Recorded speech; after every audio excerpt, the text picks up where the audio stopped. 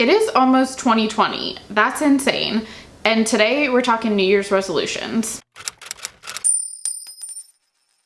Hey guys, welcome back to my channel. Like I said, it's almost 2020. That is crazy. This year has flown by so fast, like the fastest ever. So today I wanted to talk New Year's resolutions. I know this is a time of year that we are always trying to think of what we want to improve for the next year, and unfortunately a lot of times for people that includes weight loss. And I think a lot of times people go into that New Year's resolution with good intentions. You know, I want to lose 10 pounds or 15 pounds or whatever.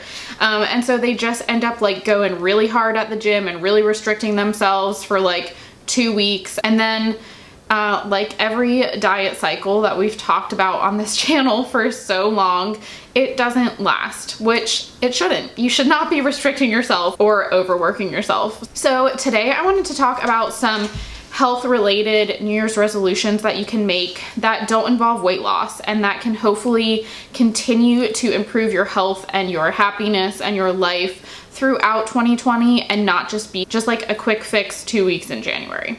So my first New Year's resolution is to cook more. I think not cooking at home is such an easy routine to fall into, especially when we're all super busy. Maybe you don't get home until later, and it's easy to just fall out of the routine of cooking and get into the routine of eating out all the time.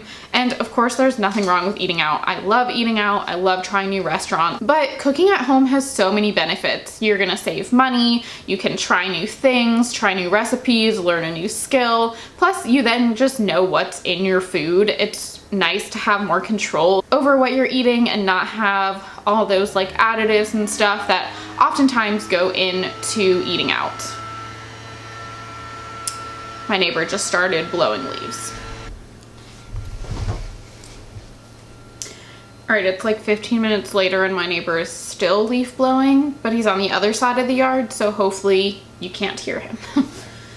Anyways, where were we? So I think cooking at home more is a great New Year's resolution. I always love to tell people to make goals very specific. So maybe you start out by saying you're gonna cook at home like twice a week, and maybe as you get more into the routine of it, you can increase that number. Number 2 is commit to working on weight bias. And that can be with yourself or with others.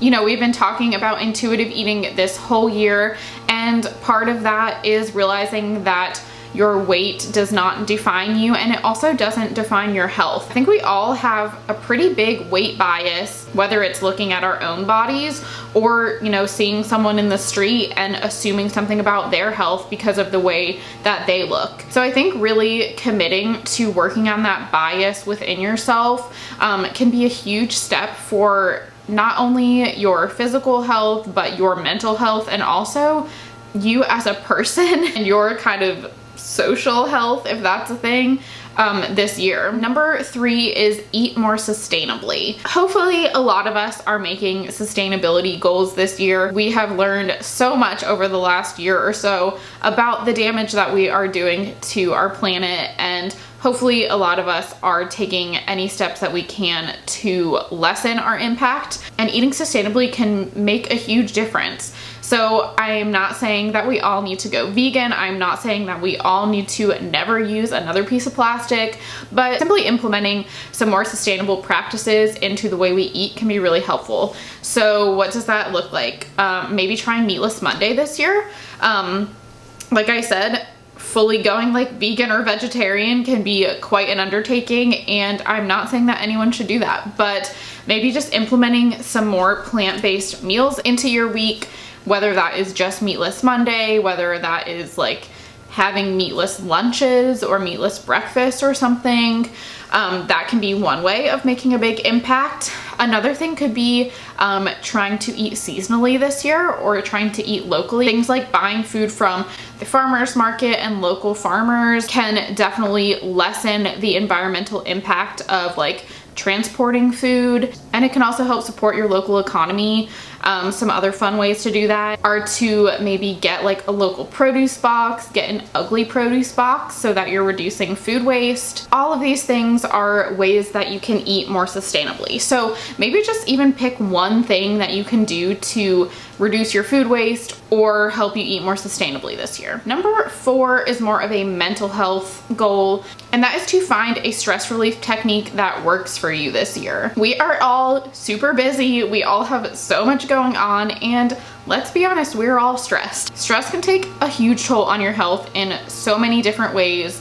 And it's really important to find stress relief techniques that work for you. So try some different ones this year and make it a goal, even if it takes all year, to find one that works for you so that moving forward, you know you have a technique that will help relax you, help calm you down, help you deal with stress in your life. Because as much as we can try to reduce stress, some stress is always going to be there, and it's really important that we find a way to cope with it that works for us. And number 5 is one that's definitely easier said than done, and that is to get more sleep.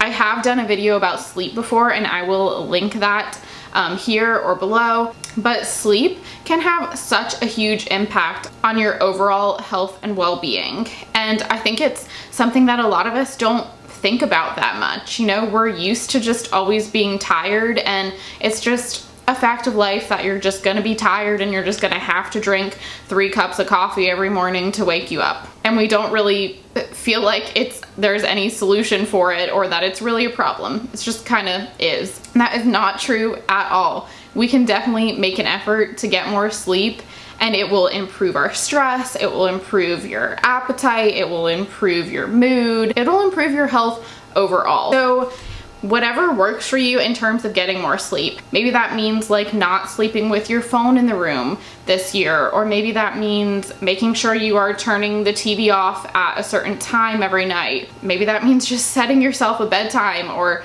going to bed even just 30 minutes earlier than you normally do. Reading a book instead of looking at your phone or watching TV. There's so many different ways that you can make the effort to get more sleep, and I can promise you it really is worth the effort. All right, so those are 5 health-related, non-weight loss New Year's resolutions that you can make for 2020. I hope that these were helpful for you. If you have any New Year's resolutions that you're working on in 2020, then please leave them down below.